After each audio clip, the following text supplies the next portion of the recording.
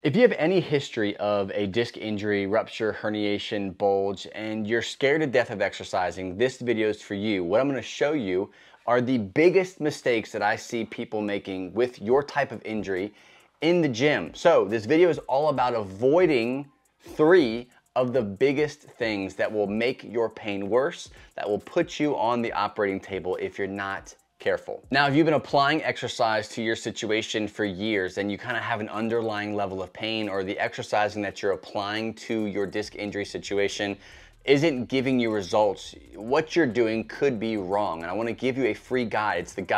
It's the strategy that I personally used to cancel my surgery after rupturing my L5-S1 disc and being diagnosed with degenerative discs above that site. I used this exact strategy in applying exercise to myself so that I can sit here today in front of you and live chronic pain-free. It's a free guide. It's called my Pain-Free Training Blueprint, and it's yours. Go to fitnessforbackpain.com/pain-free training. So the first mistake that you've got to avoid is back off of doing compound lifting with heavy loads. I know we want to get back to the squatting. You might be trying to get back to the deadlifting, and lifting heavy has always been your thing, or maybe it's not. Maybe you don't care about lifting big numbers. The biggest mistake that people have is thinking that, okay, I just got to push through it. It's a little injury. My body's resilient. It'll go through it. I'm just going to keep doing what I was doing. And it's a big mistake I see often. What I've seen work really well is going lighter with all of your major lifts. If you refuse to give up your compound movements,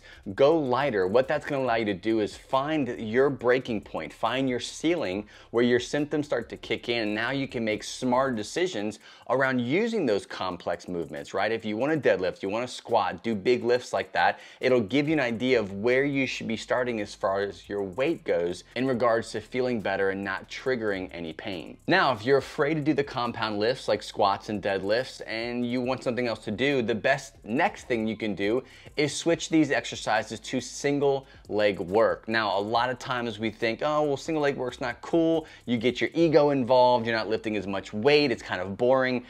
Put all that aside. If you want to build strength, you want to build endurance, you want to build resilience and get better and back to what you were doing, you've got to make some kind of change. And the truth of the matter is you can still do single leg work without a barbell on your back or without deadlifting a barbell from the ground and still see strength gains. You can still build bigger legs. You can build a stronger back, stronger pulls, stronger pushes, whatever your goal is.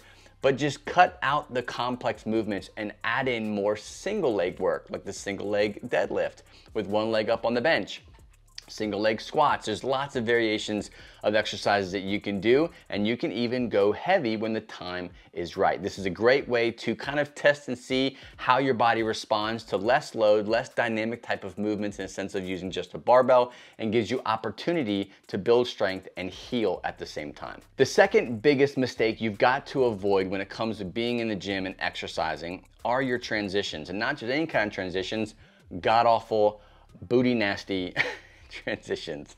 Transitions are basically when you are going from the down to the up position or from the up position to the down position. These transitions can make or break the sensitivity that you're experiencing. Oftentimes I see in the gym is people just want to get through the set. They want to get through the last rep. They want to push themselves to failure. And as they go further and further towards failure, their form and technique starts to break. And the most important areas of the form that is breaking is the transitions. This is where you have a lot of micro movements or micro trauma to a sensitive area that can increase your pain. It's why people have catching or twitching or kind of weird spasms at certain parts of these exercises, and oftentimes they're found in these transitions. So instead of just recklessly going through your lunges without a care in the world, just getting your main focus being getting the reps done, transition to a slower, less weight, more controlled rep.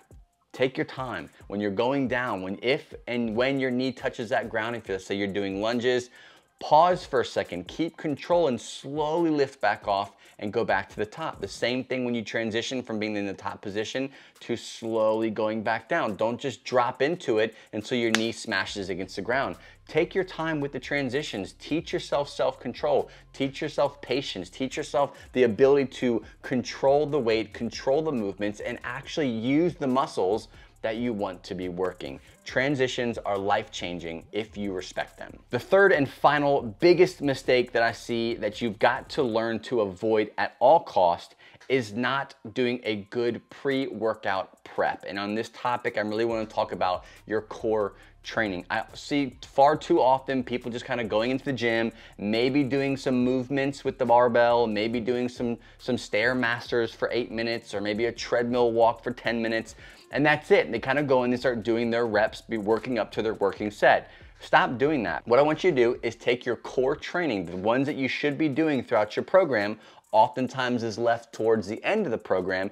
Take those core exercises and put them in the front of everything that you're doing. So do your warm-up and then spend 2 to 3 exercises alone on building stiffness around your spine, in your core. It's gonna get the blood flowing. It's gonna give you that natural kind of tightness and tension that you wear belts for. It's gonna give you one that's natural. It's gonna last with you for the rest of your workout. It's not gonna ruin your lifts. If you're a competitive power lifter, sure, there's training changes that you have to make to that, but odds are you're not a professional person who's getting paid to lift 800 pounds, right? You're the average person, you're like me. So what you don't want to do is waste your time doing exercises and a routine that's gonna keep you in pain. Take your core training, pick neutral spine-based work, whether that's planks, pallet presses, stir the pots, farmer's carries, halos, whatever you want to do, just do them in the front of your workout instead of the end. All 3 of these mistakes combined can be life-changing, and they're 3 of the biggest mistakes that I cover and break down in more detail